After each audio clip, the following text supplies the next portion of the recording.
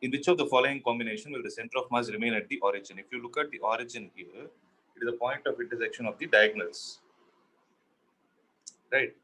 So if you see, for the combination C and D, if you take for the combination C and D, the center of mass should be somewhere along the line joining these two masses, right? Because this is a point mass and this is a point mass.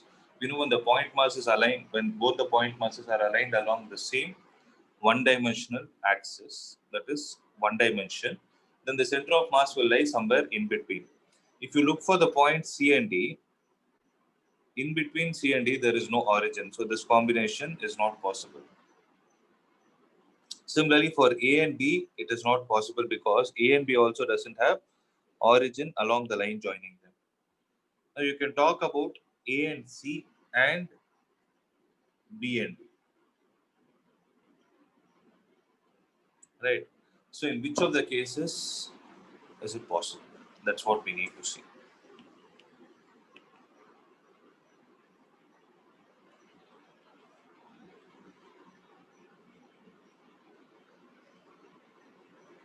Guys, are you able to understand what I'm trying to say? Yes, sir. Yeah. So if I draw a line through A and C that passes through origin, similarly through B and D also passes through origin. But in both these cases, which one is right?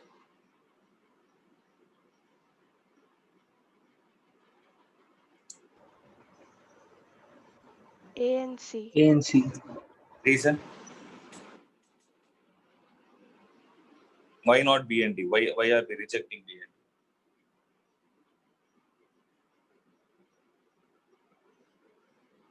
D? A and C are moving towards each other with the Yes, origin at the center. that is the reason. So what will happen is, initially, let's say they are at rest. Then what would have happened is, when they were at rest, since they both are of equal mass, the center of mass will be exactly at the center. That is the origin. So when this is moving to the left, this is moving to the right. So what will happen is, the system will have a motion in such a way that its center of mass will always remain at origin. Whereas with respect to B and D, what is going to happen is, though initially the origin is at the center, since both the particles are moving in the same direction, the center of mass will also keep moving in the leftward direction. So the right answer is A and C.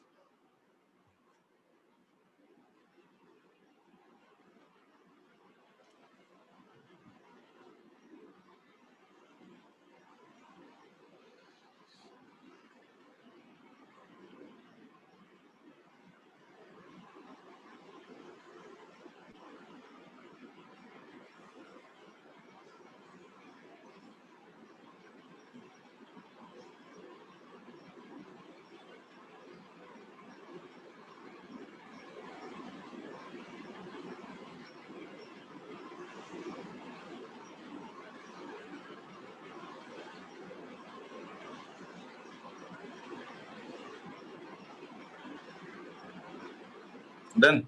So look at the answer. Tell me how to solve the next one. Three identical spheres, each of mass 1 kilogram, are kept as shown in the figure, touching each other with their centers on the straight line. If the centers are marked P, Q, and R respectively, the distance of the center of mass of the system from P is.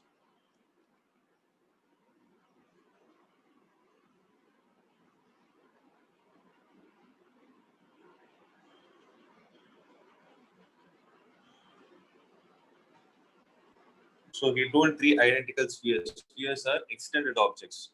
So when you're dealing with extended objects, what are we supposed to do?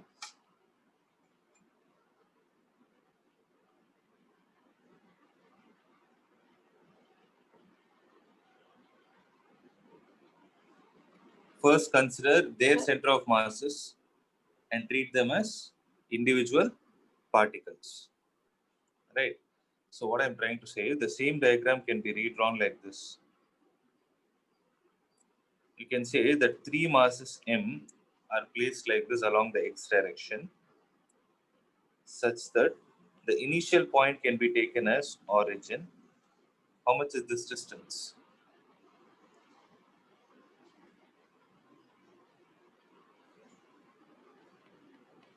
It is 2r, 0.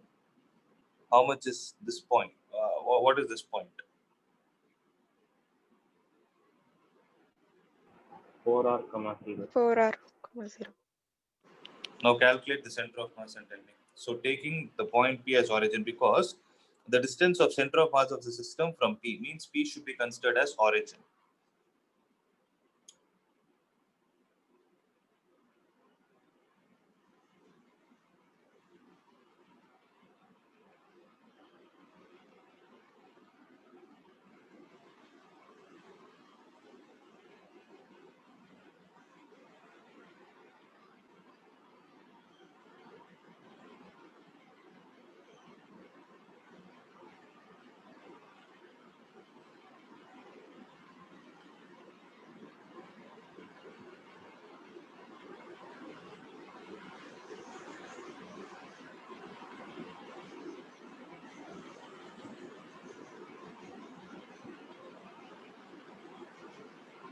Okay.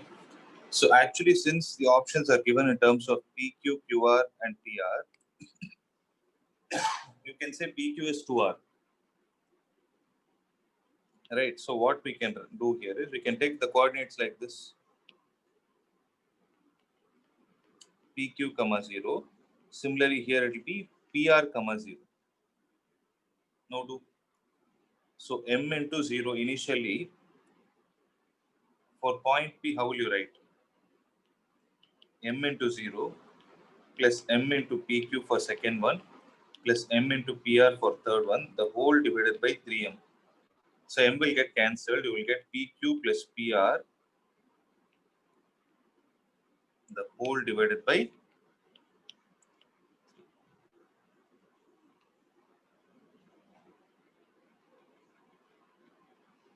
Yeah, am I clear?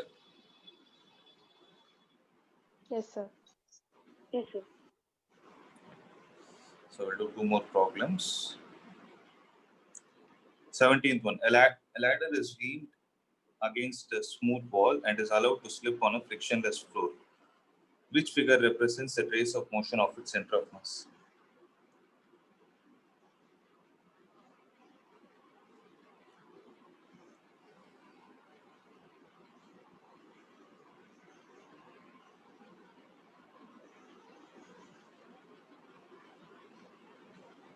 It's a very simple question.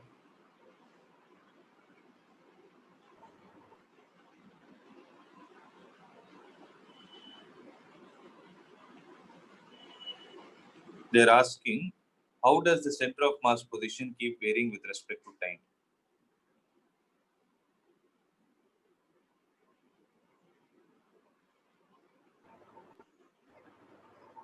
Third one, sir. We all think it is third one, but that's not right. Because according to third one, the meaning is you're trying to say that the center of mass is going to move down like this. Means initially at t is equal to 0, if the center of mass is here, t is equal to 1 second, it will be here. That is the meaning. But is that going to happen? That will happen only if the ladder is breaking into parts. So that the distance between these 2 points is fixed. Rather, what will happen? Where is it? D. Yeah. Because it's sliding. Okay. If it's sliding, what will happen is you're trying to say that the center of mass is moving like this.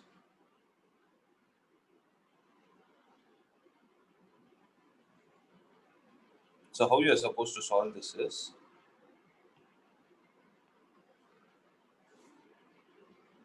that's not, Harini, that is also not right. See, if I take the ladder like this, mg is acting in this direction. Then they have told wall is also frictionless, the floor is also frictionless, so nothing is going to stop it. So there will be normal reactions N1 and N2 acting. Remember this diagram, this kind of a diagram is important in rotation mechanics. There will be many questions like this. So after some time t, the ladder would have come like this, so that its point is here. Its center of mass is somewhere over here. Right. After some more time, the ladder would have got leaned even more, such that its center of mass is here. So if you join all these points, what shape are you getting?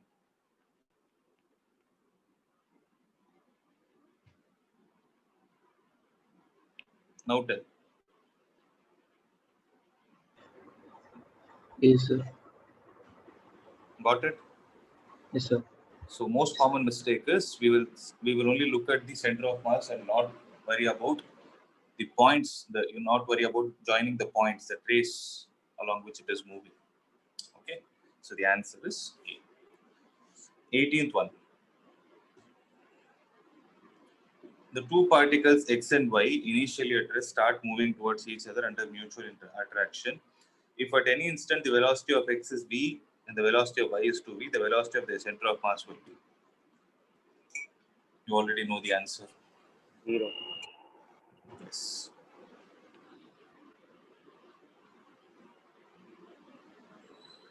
'19. A cricket bat is cut at the location of its center of mass as shown in the figure. Then the two pieces will have the same mass. The bottom piece will have larger mass. The handle will have larger mass.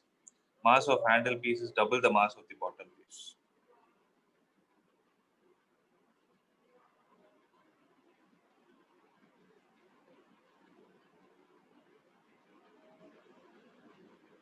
Mass of the handle piece is double the mass of the bottom piece. We can find that only if data is given.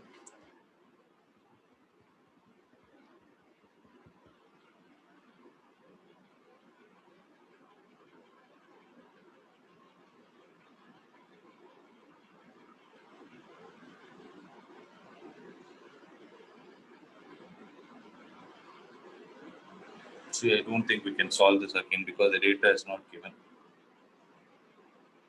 We don't know anything about their length or anything, so data insufficient.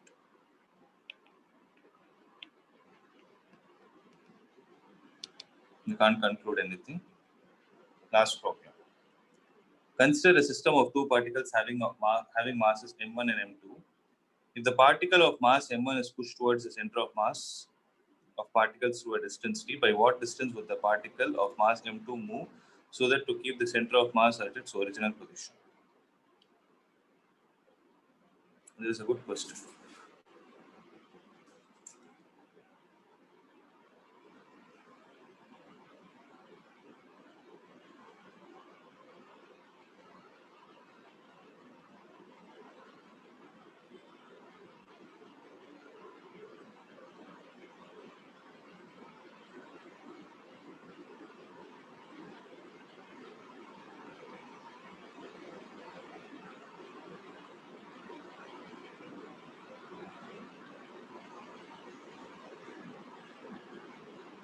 So how to do?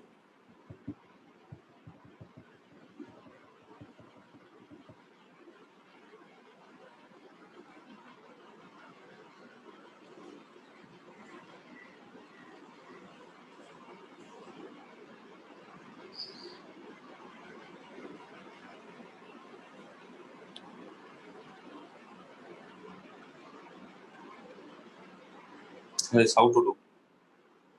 How do we proceed?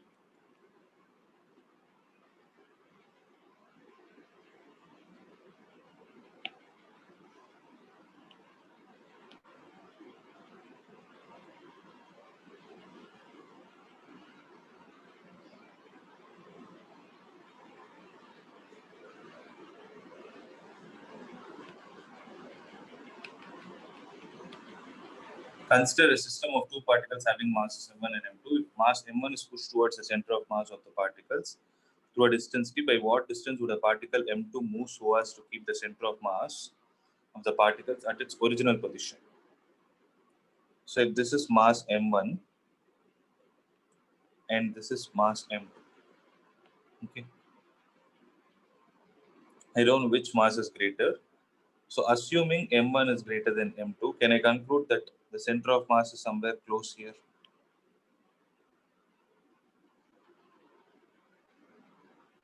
Yes, sir. Okay. So what is the x-coordinate of center of mass if I take the point of mass m1 as origin? In case 1, x-coordinate of center of mass is how much?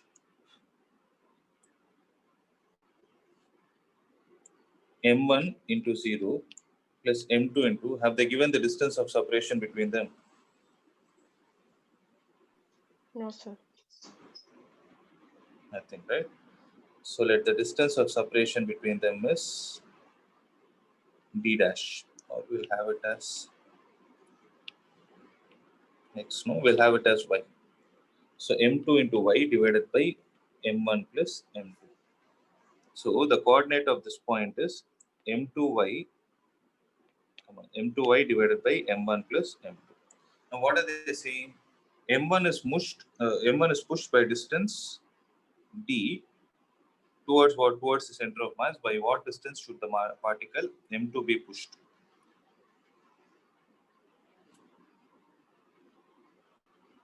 So that the position of the center of mass doesn't change. So if m1 is pushed by a distance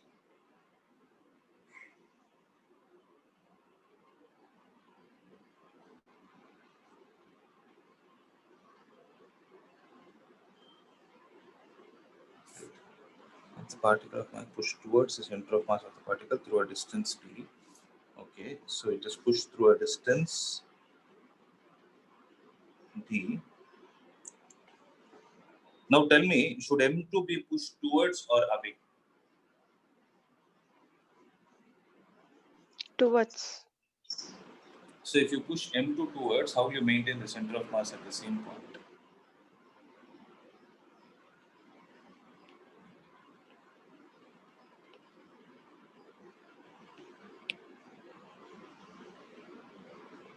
So if By it is moving moved, it same distance d. you cannot do that. If that is the case, then answer should have been C. Answer is not C.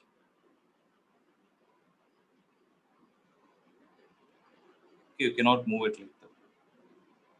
Because the relative positions are changing. That's what we are trying to calculate. Right? So how do we calculate it? So this point should still be m2y divided by m1 plus m2 comma 0. So what has happened is there is shifting of origin that has taken place. This point is d comma 0.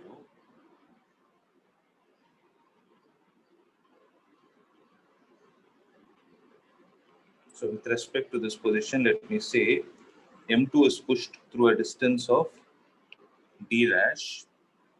Then the distance of separation between them is still going to be y. Right? Now tell me how to do this. So m1 into d plus m2 into y plus d dash, the whole divided by m1 plus m2 should be equal to how much?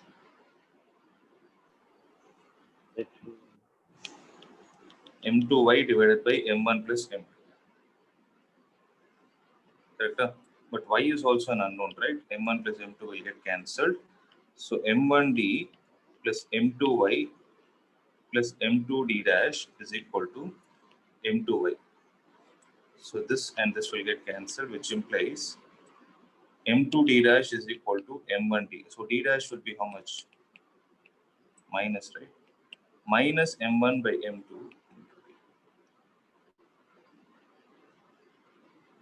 Is there an option like this? m1 by m2 into d? Yes.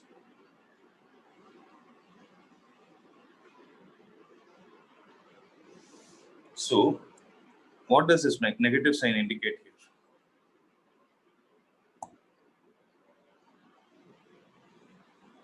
The particle is moving in the leftward direction.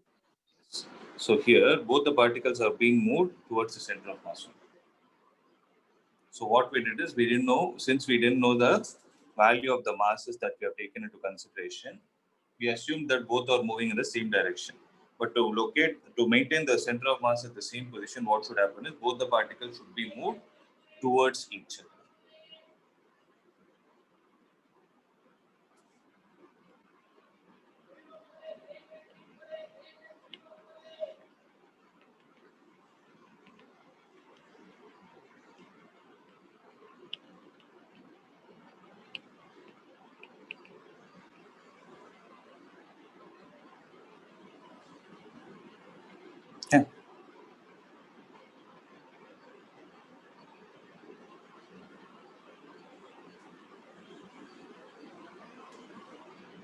So let me see if there are any.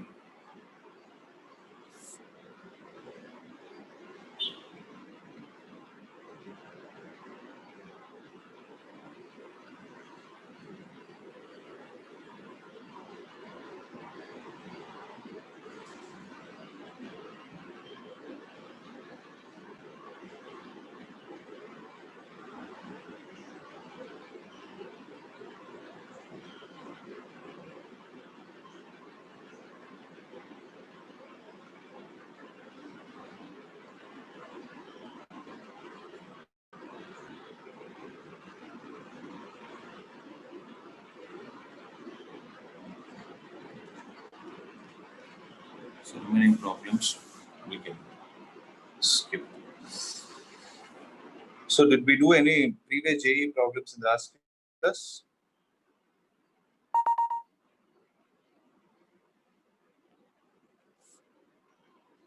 Did we do anything from the sheet last class?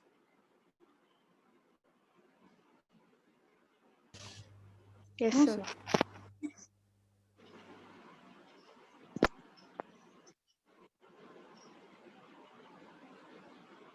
So we did it right.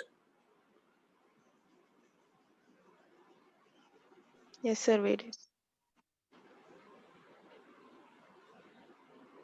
Yeah, we did. So this is all about center of mass. So I hope you guys are clear with this. So based on this, we will see the next chapter. As we told, this chapter is system of particles. The next part of the chapter is rotation mechanics, which is very, very important.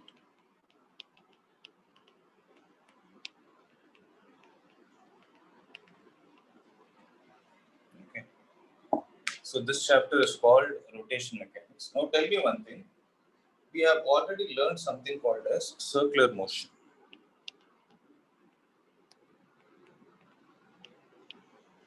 So what is the difference between circular motion and rotation motion?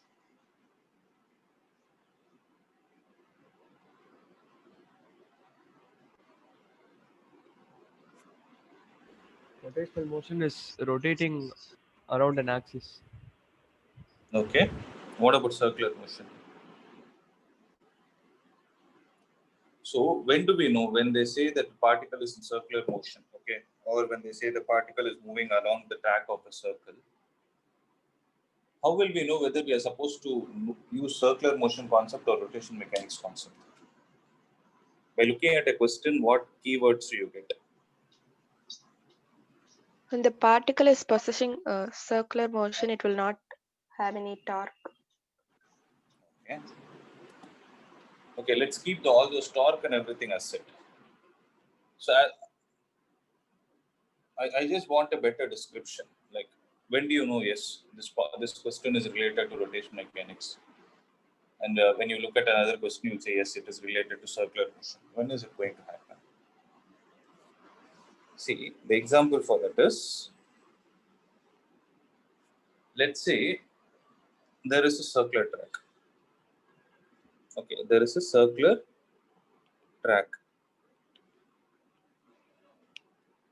So on this circular track, what I'm saying is there is a car that is moving with an angular velocity omega, and the car has mass m.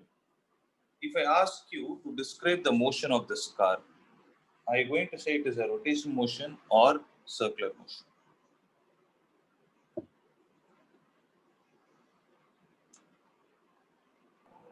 Circular motion. Hmm? Sorry, Circular motion. how did you say that? Why not rotation?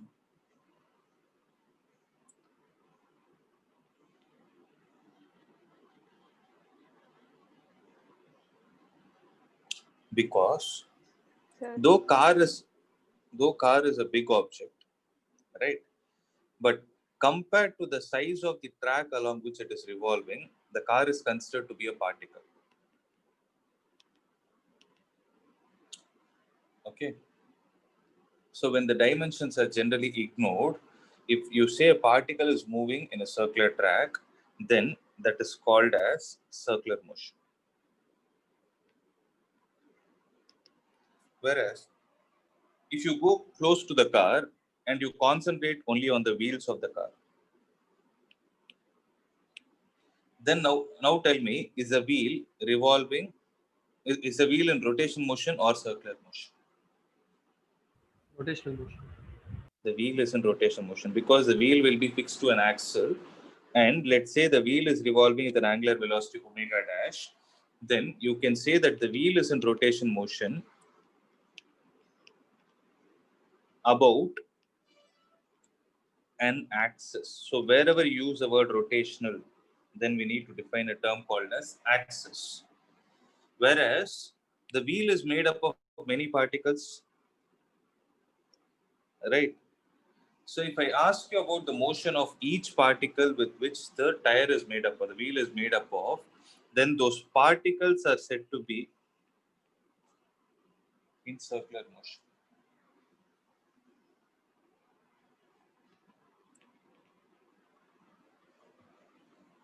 Particles are said to be in circular motion. Are you guys able to understand? So circular motion will happen about a fixed center, about a point. Whereas rotation motion will happen about an axis. Axis is an imaginary line. Am I clear, guys? So whenever you look at a question, you should be able to differentiate whether they're trying to speak about circular, whether you need to apply the concept of rotational motion there or circular motion. Okay. From those concepts only comes the concept like torque, angular momentum, and all those things. Guys, clear? Shall I proceed? Yes, sir. Okay. So when you talk about a system which is revolving about a particular axis, then the system is said to be in rotational motion, right? So for rotational motion, we are saying axis is important. Now look at all the definitions that I'm going to give. I'm going to use the word axis of rotation. So before I get into all those definitions, you need to understand what is axis of rotation. So what is this axis of rotation, guys? It's a fixed line, or I can say fixed imaginary line about which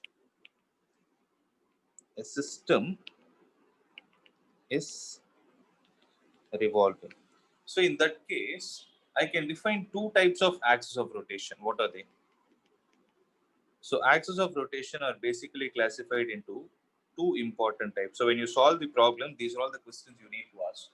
One is called as natural axis, and the second is called as instantaneous axis. So what do you mean by natural axis is when the axis of rotation passes through the center of mass, we call it as natural axis. So for every object, there will be a natural axis of rotation, but there is also a possibility of instantaneous axis. Means any axis other than the one which is passing through what? Center of mass. Center of mass. Is called as instantaneous axis.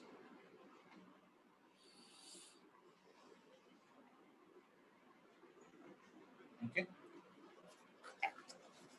So let's visualize this, then we will go to the next concept.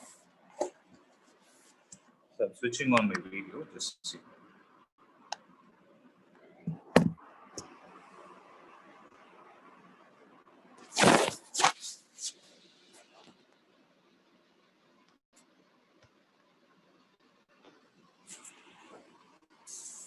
So you're able to see, right? See, if I take this pen, okay, this pen will have a center of mass somewhere, right? Where will it have? So how will you find the center of mass of this pen without doing any mathematical calculation? If I ask you to find the center of mass of this, how will you do? What you just need to do is you just have to hold this pencil and you have to check a point where it is balanced. If I hold it here without applying any pressure, it is revolving. It is rotating. If I hold it here, it is rotating. But if you observe, if I hold it here, it is rotating in the, with respect to me, it is anti-clockwise direction. If I hold it here, with respect to me, it is clockwise rotation. So I know that center of mass for this particular particle is going to lie between these 2 points. So what you can do is, by moving your hand, if you keep repeating this experiment, see, for example, I hold it here, it is still trying to revolve, but comparatively on a lesser scale. If I hold it here, it is revolving like this. So it is somewhere between these 2. So this is the point where I'm having its center of mass. So center of mass is this point where it is not able to revolve. Okay. So for this object, the center of mass and center of gravity is the same. So center of gravity means it is a point where the weight of the object is concentrated, right? So this is the point where it is concentrated. Now, if I think of revolving this object like this, if I hold it like this and revolve it, am I revolving around the natural axis or instantaneous axis? Natural.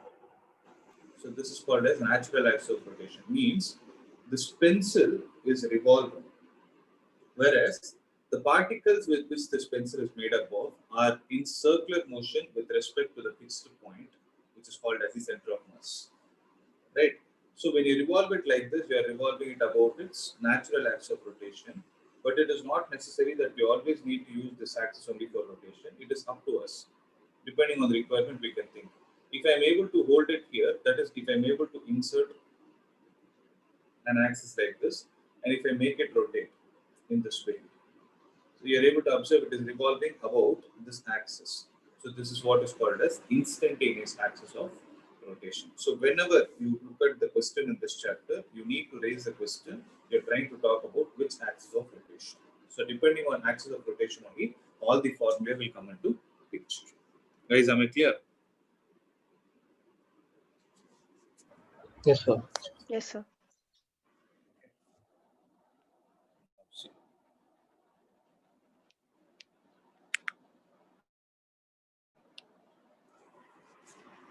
So based on this, we are going to define some mathematical terms. First one is called as torque or moment of force, which is called as, okay. So let's say I have an object like this, and the axis of this object is here. It might be natural axis or instantaneous axis. We need not worry about it. Wait.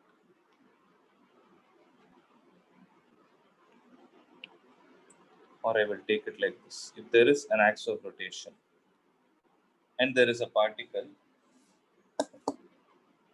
to which we have applied force like this.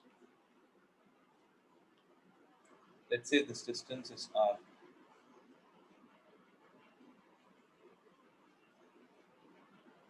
Okay.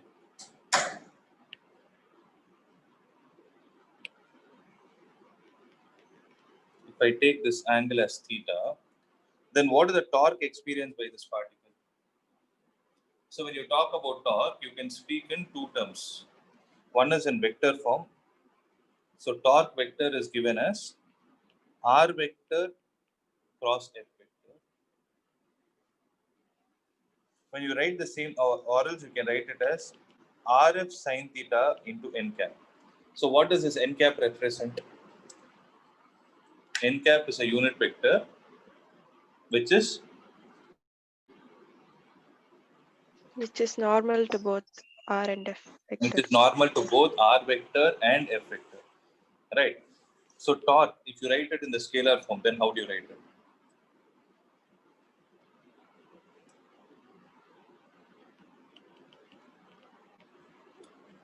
You can write it as rf sine theta, or you can also write it as force into perpendicular distance. We would have seen this formula, right? When we try to calculate the center of mass of a system, we would have seen this formula of force into perpendicular distance, based on which we calculated the center of mass. So what is the SI unit of it? Newton meter. Meter. Yes. You have another physical quantity also which has Newton meter.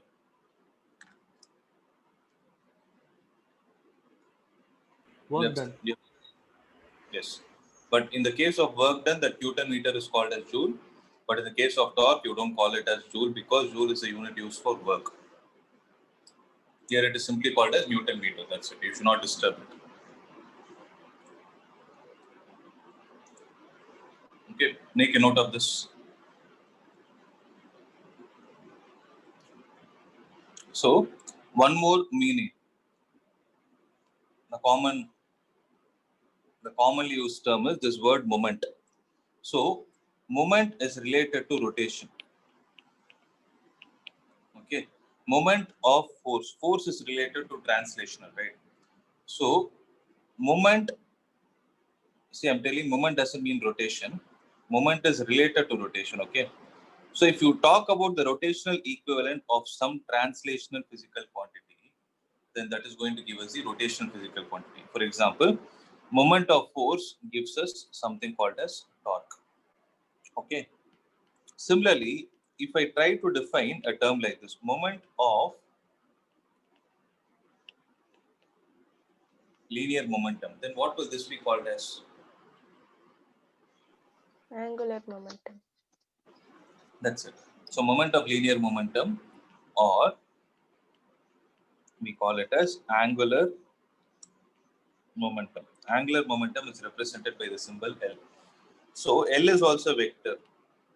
L vector is equal to, when you do the moment of a vector quantity, force and linear momentum are vector quantities, then the final output also will be a vector quantity, and that is mostly obtained by using the cross product. So for moment of force, what did we use? We use the cross product between R and F. So R cross F is torque. L vector will be what? R vector cross. Even. Yes. So this will be R into mv sin theta into n cap. We have seen this, right, this year. mvr sin theta, we have seen in Bohr's quantization. Angular momentum is quantized. So mvr sin theta. So L will be equal to mvr sin theta. That's it. So when you write it in the scalar form, the n cap is removed.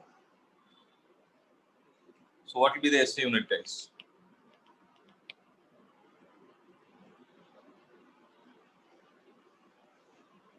Kilogram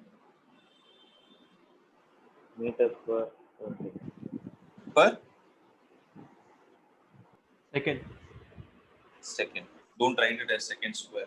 Then it will again become Newton meter only. This kilogram meters per second. So this is about linear momentum. Okay.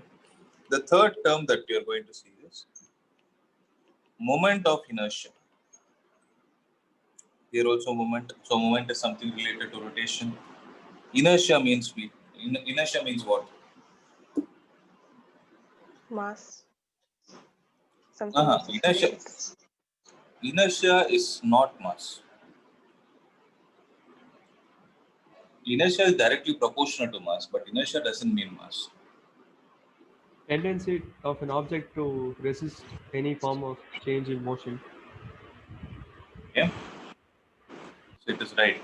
So inertia means it is the tendency of an object. It's a natural phenomenon, or I can say the intrinsic property of that material. Intrinsic means the naturally developed property of that material, where it tries to resist the motion.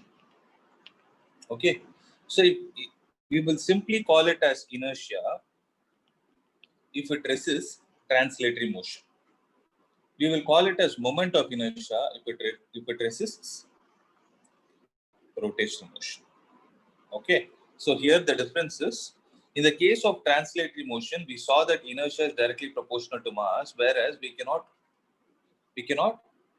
measure it. Whereas in the case of moment of inertia, you have the advantage of measuring it. So you can measure the moment of inertia of an object. How do you do that? So moment of inertia is represented by the symbol I. So moment of inertia is given by the formula mass into distance square. Okay. This is only for a particle mass. I'll tell you what it means. Observe. So if I have an axis of rotation, okay,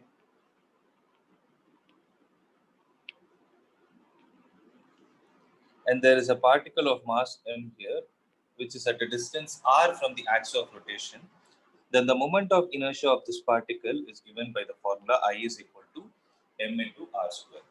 Okay, so an important note.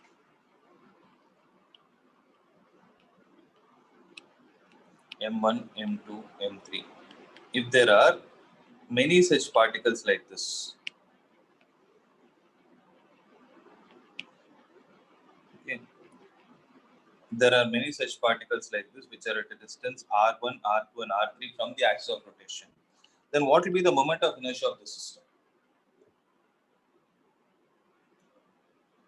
Sum of individual moment of inertia. Yes. So that is m1 r1 square plus m2 r2 square plus m3 r3 square plus so on. If there are n particles, it is going to be sum of all the things. So from this itself, it is clear that moment of inertia is what quantity? Is it a scalar quantity or a vector quantity? Scalar. It's a scalar quantity. Okay. So its simple formula is mass of the particle into distance square, and this formula is applicable only for particle masses. Whereas if you want to do it for extended masses, then what will you do? You write it as integral of dm into r square. This is for extended mass. By now, I hope everyone is clear what is the difference between point mass and extended mass.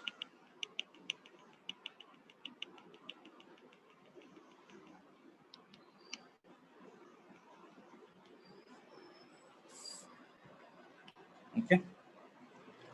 So I hope moment of inertia is clear. So what will be the SI unit for it? Kilogram meters.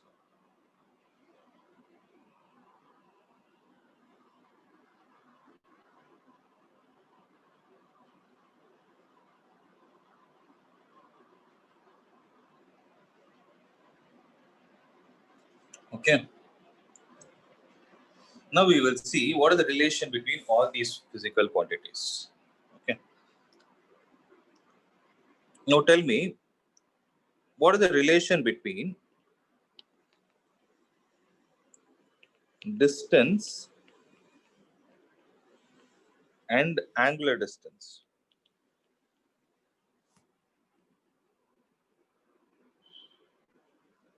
So if I talk about a particle revolving like this, let's say it is revolving from point P to P dash, and it is covering an angle theta here. If this is r and r, the angular velocity is omega and the angular acceleration is alpha. Okay. Now tell me guys, what is the distance PP dash? R theta. So r theta. If I call that PP dash as S, S is equal to r theta. If I differentiate this ds by dt, it will be r into d theta by dt.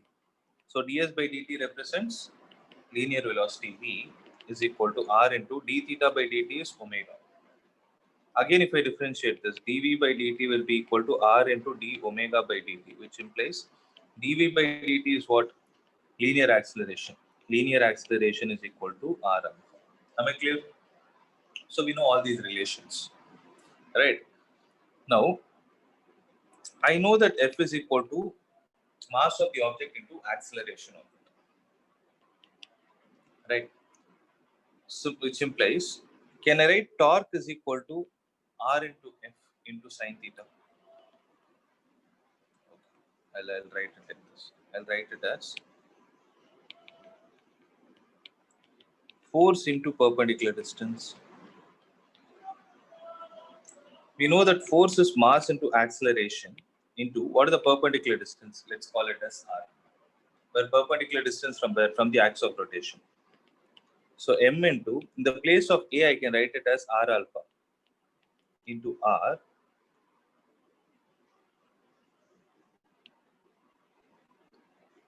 So this will lead to what? mr square into alpha, which implies torque is equal to what? mr square is I into r. So torque is equal to I alpha. Am I right?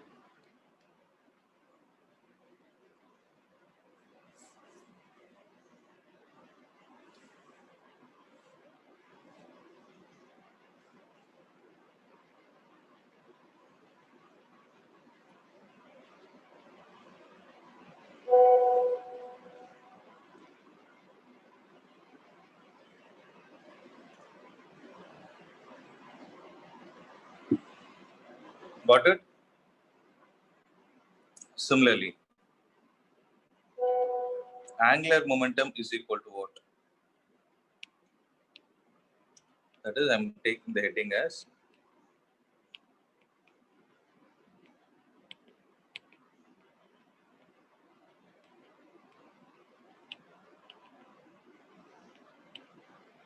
angular momentum in terms of moment of inertia.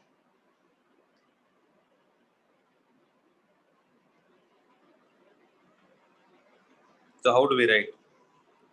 L is equal to, I'm taking only MVR, okay, because M into V into R sin theta is generally perpendicular distance. Okay. So M into, in the place of V, I can write it as R omega into R. So this will give us mr square omega. What is mr square? I. So I into omega. So this is the formula for what? This is the formula for angular momentum in terms of moment of inertia. Guys, any doubt till here? I'm trying to give you the shortest derivation possible because in the exam, if you forget, you can derive it like this. I'm not explaining in-depth concept and all.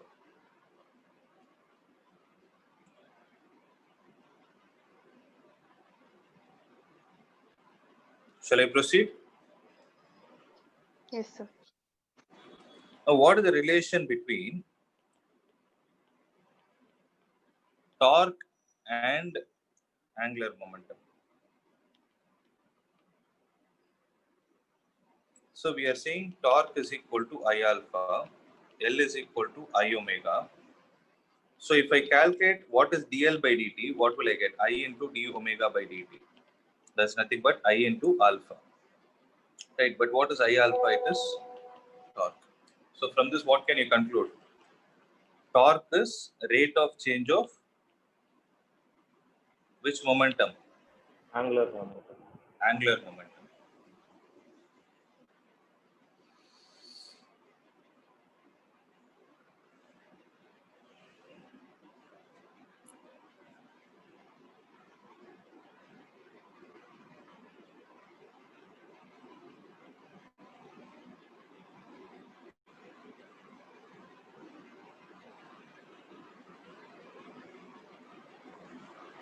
Right. Next, we'll see a concept called as rotational kinetic energy. So how to derive the rotational kinetic energy of a particle? Okay. Listen, if there is an object revolving like this, which is made up of many particles, right? Let's say the system is made up of many particles, M1, M2, M3, so on till Mn. If this distance is R1, this distance is R2, this is R3, this is Rn, then what is the kinetic energy of the first particle?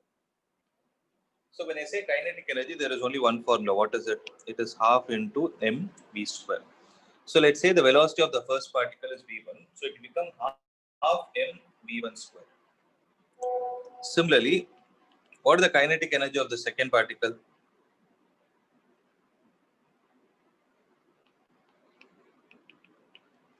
Half m v2 square. It keeps on going like this.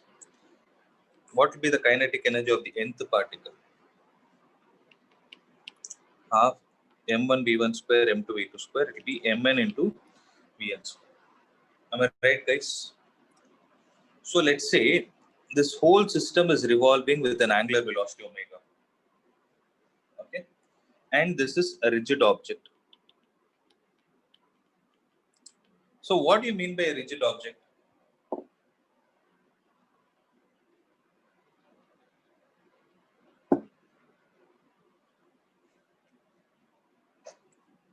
So what do you mean by rigid body, guys?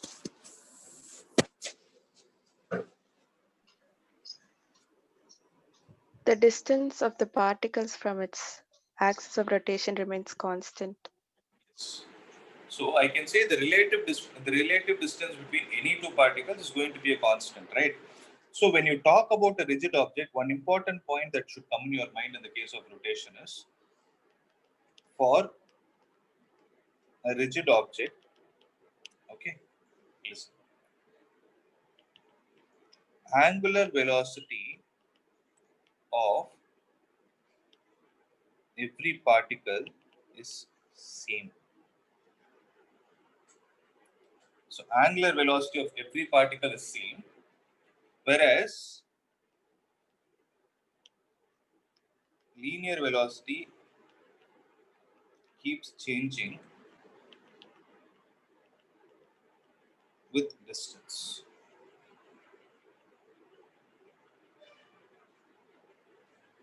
Okay. So what exactly will happen is V1 will be equal to R1 into omega. Similarly, V2 will be equal to R2 into omega. So if you observe, in everything, omega is going to be constant, whereas V1 and V2 will change because R1 and R2 are changing. Okay. Similarly, if I keep writing like this, then what will Vn be? Vn will be Rn into omega. If I take all these values and substitute it here, can I write this as half into M1 into, what is V1, guys? So it is R1 square omega square. Can I write it like this? Similarly, here it will be half into M2 into R2 square omega square. It keeps on going like this.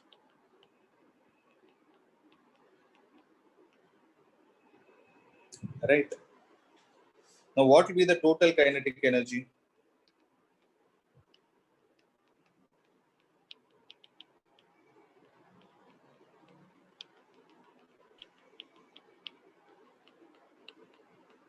Accepted?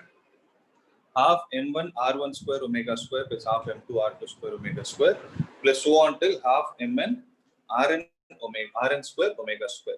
So what is common? Half omega square if I take out, then I will have M1 R1 square plus M2 R2 square plus so on plus Mn Rn square. So the derivation that I showed you is an indirect derivation of some other physical quantity also. What is this? Moment of This is where the moment of inertia actually got a formula from. Because when I told you the formula for moment of inertia, I told it is mass into distance square. Why should it only be distance square? Why can't it be distance cube? Right? Something could have happened because nobody knows what is the quantity, right? It could have been m1 into d cube or m1 into d. It could have been anything. But it is the reason why it is only m1 into r1 square is because in the case of derivation of kinetic energy, rotational kinetic energy, what happens is this physical quantity is replaced with a term called as moment of inertia, and that value is given by half I omega square. So rotational kinetic energy is given by the formula half I omega square.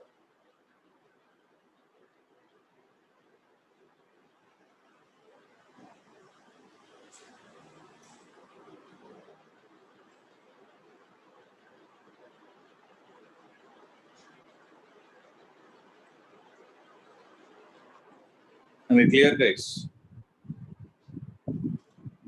So from here, we can observe an important equivalence between translational and rotation motion.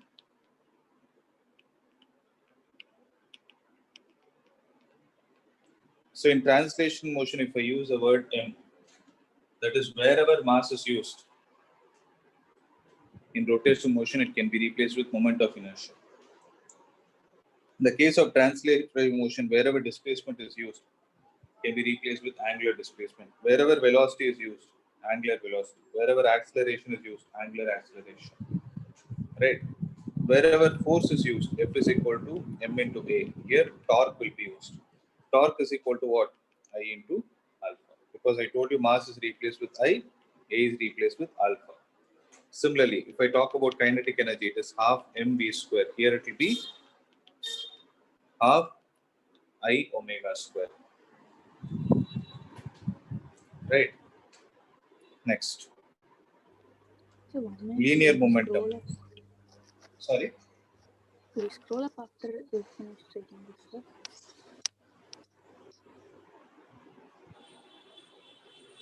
Is this fine? Yes, sir.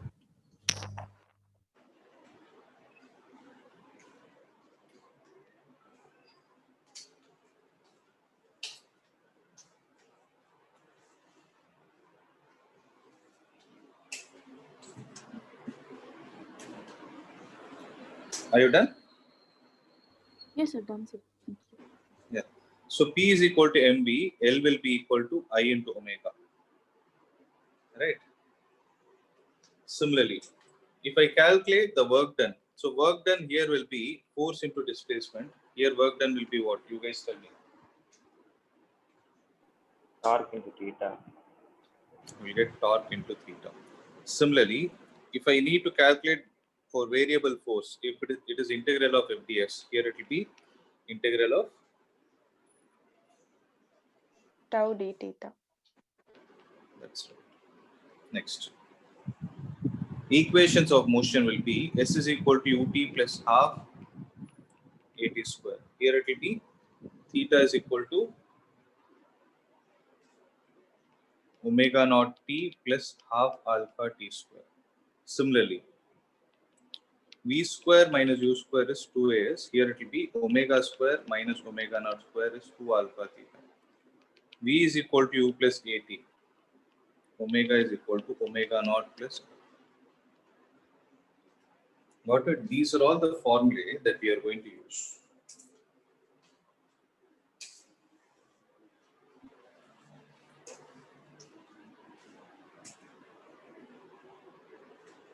Okay. So there are some more concepts also that we will see as time progresses. You just give me 2 minutes time, I'll send you a paper. I'll send you a question paper of what we are going to solve. Just give me 2 minutes time.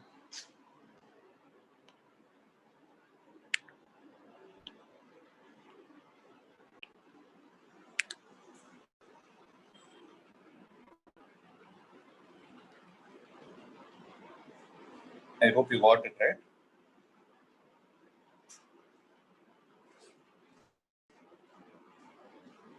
Yes, sir. We'll do few problems from there. Now see.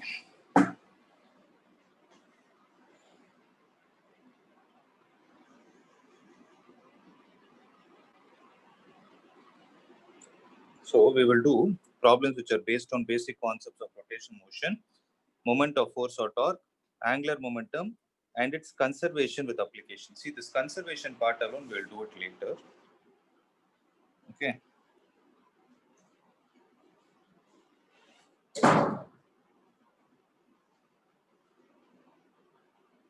So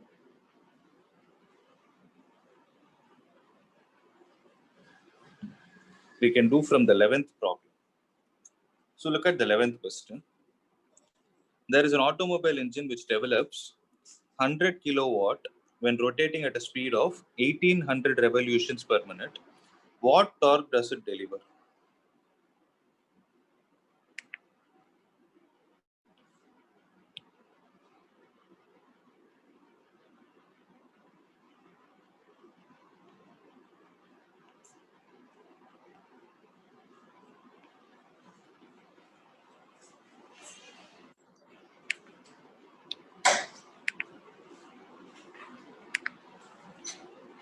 So I've told you, guys, are you able to see my screen? No, sir. Wait, it's getting cancelled.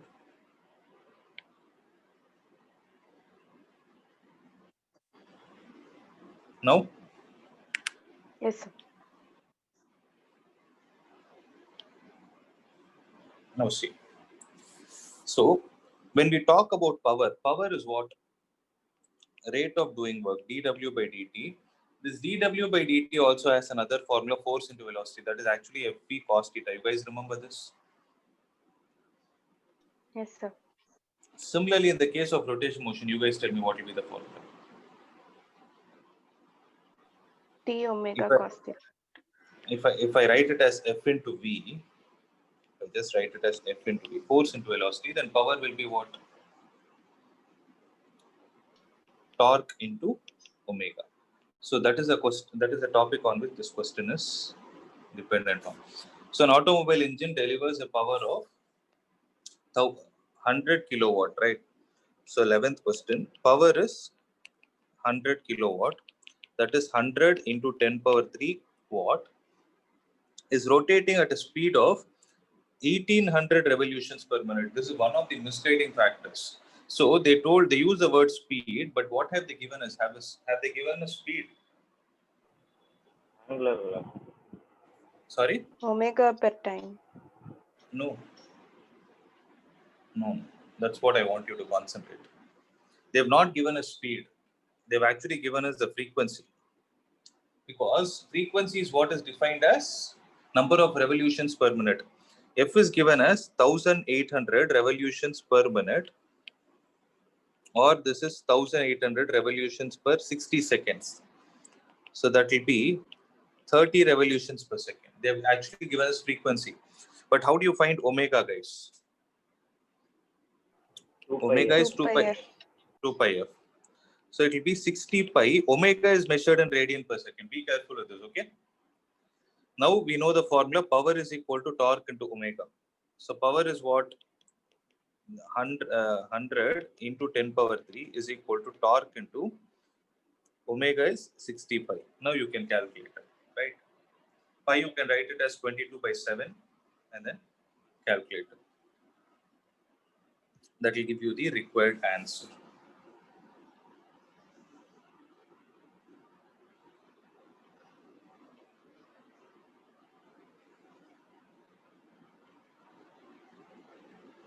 Guys, I hope I'm clear.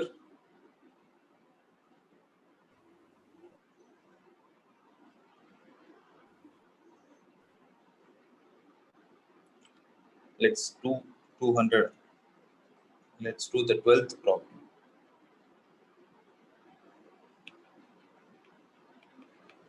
So there is a constant torque acting on a uniform circular wheel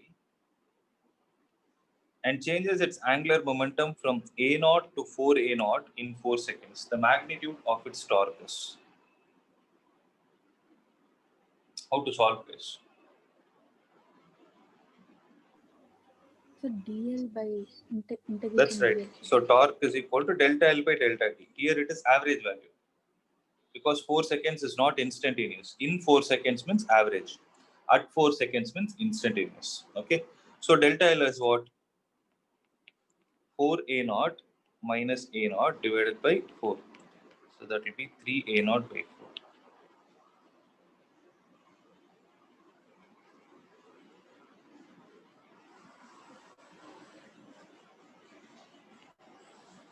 So that is the 13th one. I'm sorry, 12th one. So what about the 13th?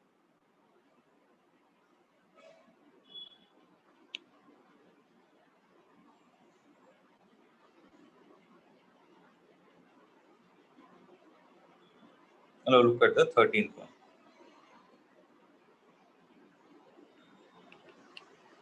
A wheel having moment of inertia of 2 kilogram meter square about its vertical axis rotates at a speed of 60 rpm. RPM means rotations per minute or revolutions per minute. Okay, about its axis. The torque which can stop the wheel's rotation in 1 minute would be. So wherever you see the word stop, then we have to think of the formula which is equivalent to V is equal to U plus AT, or V square minus U square is equal to S. I told equivalent. Okay, means what are we supposed to do? We can use omega is equal to omega naught plus alpha t, or omega square minus omega naught square is 2 alpha into theta. Now comes the question. What are all the given data? I is equal to 2. Omega is equal to 2 pi into f. 2 pi into 60 divided by 60 radians per second. Why did I do that 60 in the denominator? Because it is revolutions per minute. So it will be 2 pi radians per second.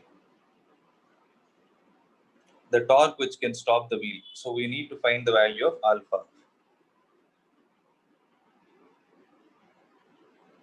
So time is given as 1 minute, guys. Now tell me, you guys tell me, how do I proceed? You know the equations of motion for rotation.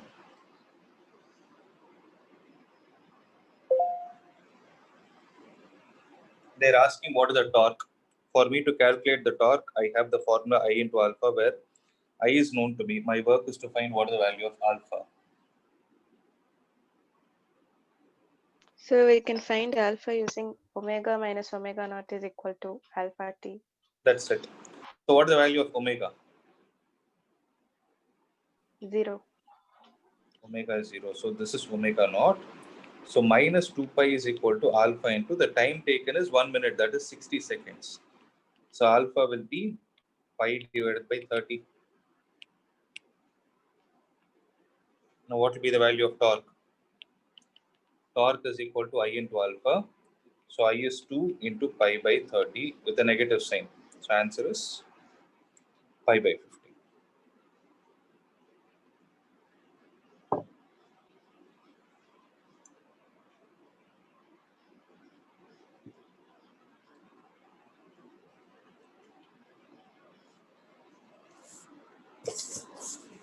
Right? Shall I proceed? Yes, sir. Oops. So this one I hope you guys can do. Find the torque. So F is given, R is given. Torque is equal to R vector cross F vector. I'm not doing this because you know how to find the cross product. 15th. A constant torque of 1000 Newton meter turns a wheel of moment of inertia 200 kilogram meter square about an axis passing through the center. Angular velocity of the wheel after 3 seconds will be. Do it fast and tell me, guys. 1 minute time.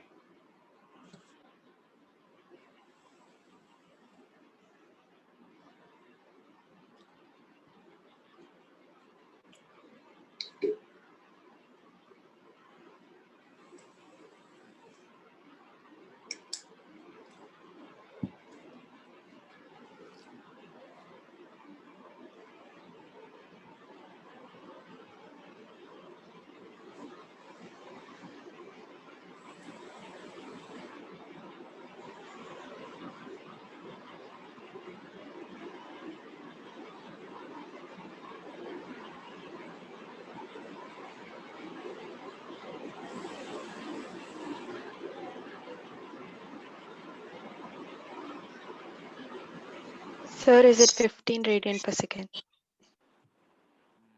Not sure. Is everyone getting the same answer? Let me check. This question number 9, right? 9, 15.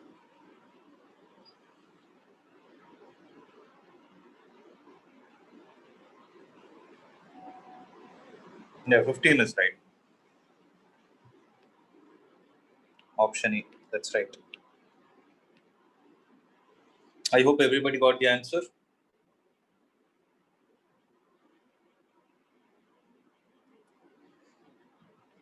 Let's try the next one.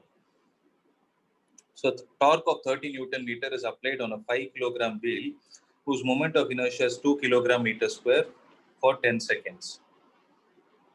The angle covered by the wheel in 10 seconds will be. So torque is given.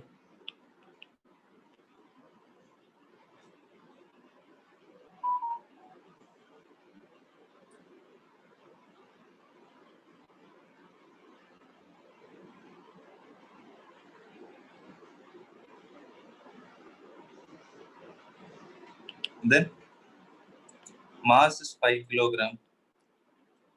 Moment of inertia is given as 2 kilogram per meter, 2 kilogram meter square.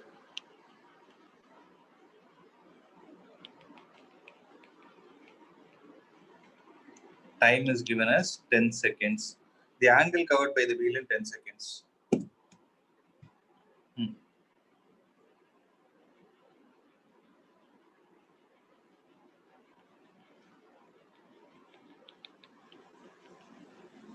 So since initial velocity is not given, you can say that it is at rest. So theta is equal to half into, what is the value of alpha, guys? 15. T square. 100. So 15 into 50. 750. It's a simple question.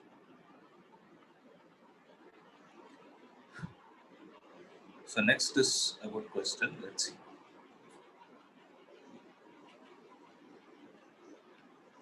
A horizontal force F is applied such that the block remains stationary. Which of the following statements is true?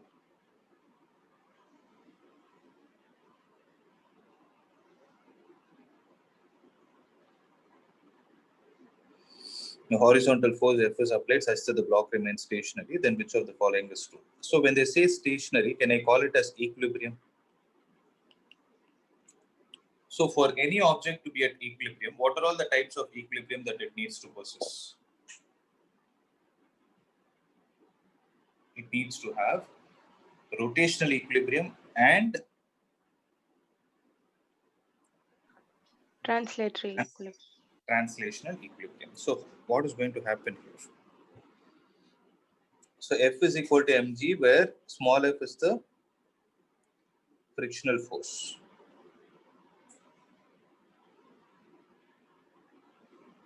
Is it possible? So let's say the mass of the object is m. So mg will act downwards. And if the friction is acting in this direction,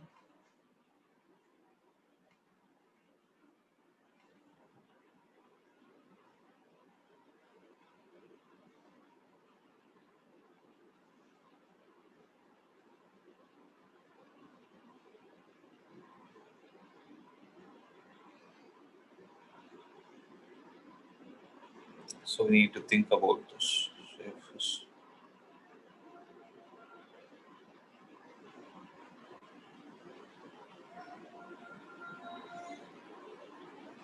So F is acting like this. See, translational equilibrium is easy. F is equal to mg, we can say for translational equilibrium. But the question here that we need to answer is, if this should not rotate, what are all the torques that are getting cancelled out?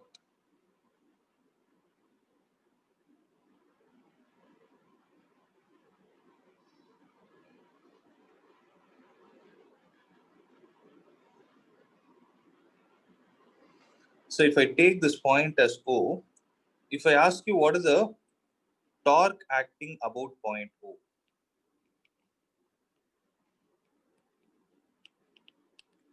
Can you tell me what are all the forces that are actually contributing to the torque, guys? Will capital F be able to provide any torque about point O?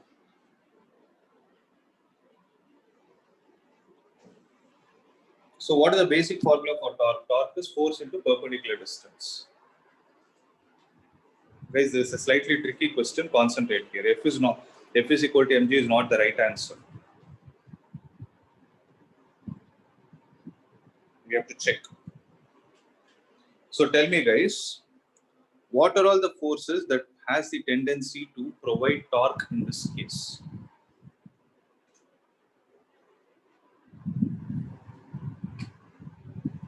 Will capital F be able to provide torque? So for you guys to think, I'm giving you the idea. Torque is equal to force into perpendicular distance. Where should this perpendicular distance be? The force should be applied at a perpendicular distance from the axis of rotation. When I say torque about point O, the axis of rotation is passing through the point O. That is the meaning. So will capital F be able to provide torque? No. Why? Because the force is along the same direction. Very good. So there is no perpendicular distance for this force. Similarly, mg will also not provide any torque, because, so one point to be kept in your mind is, the key point is, force which is passing through the axis of rotation will not contribute to any torque. So capital F will not provide any torque, mg will not provide any torque. Will frictional force provide any torque?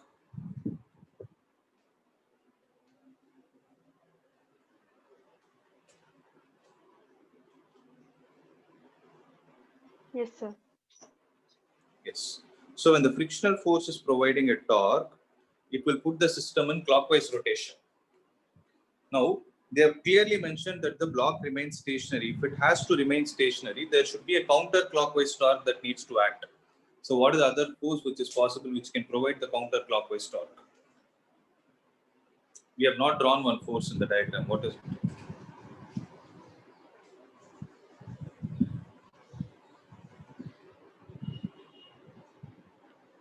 It is normal force.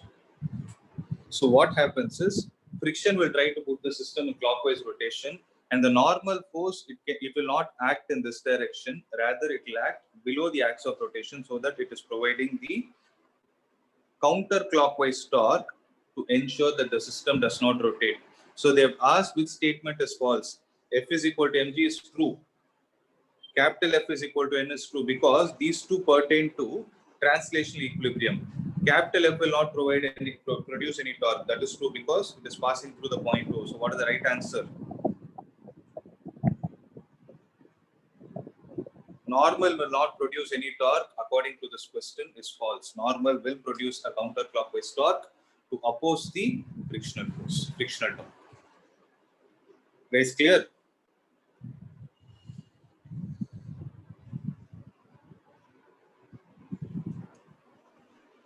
So just think about this question. We'll again discuss if you need. Okay.